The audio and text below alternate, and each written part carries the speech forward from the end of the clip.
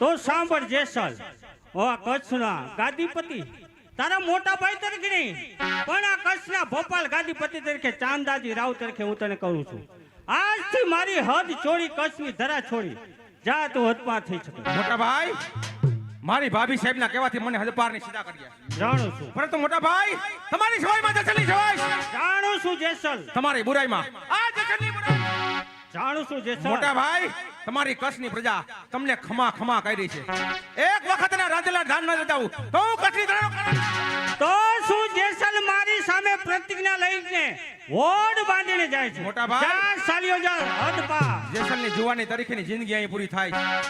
મોટા ભાઈ, મારી જિંદગીની અંદર મેં કોઈ રામનું નામ લીધું નથી, પણ આજ આ જન્મભૂમિ છોડતા તમને છેલ્લા રામ નામ કહેવા જાઉં છું. મોટા ભાઈ, અરે તારા મુખ્યના પાપમાં રામનું નામ શોભે નહીં.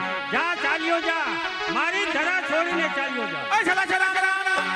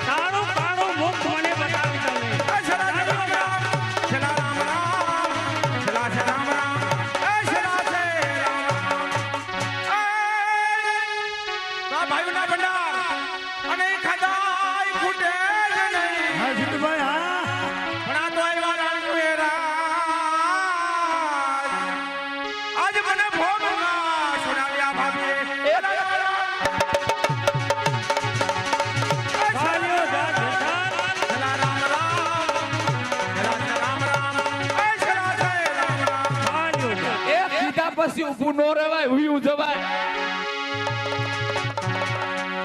વયું જવાય. રાણીજી, અમારા બને ભાઈની વચ્ચે ના પડો, પણ કહી દેવાય વયું જા જેસલ, તને હદપાર. અને મેં પણ કઈ બંગલિયું ફેરી નથી હો.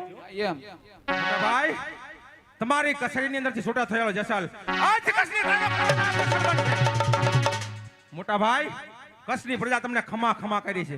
એની દૂધ ચોખાની કહાણીમાં આજ જસલ બને ભલા દેખાશે. મોટા ભાઈ, આજથી આપણા બંને ભાઈના સંબંધ પૂરા થાય છે.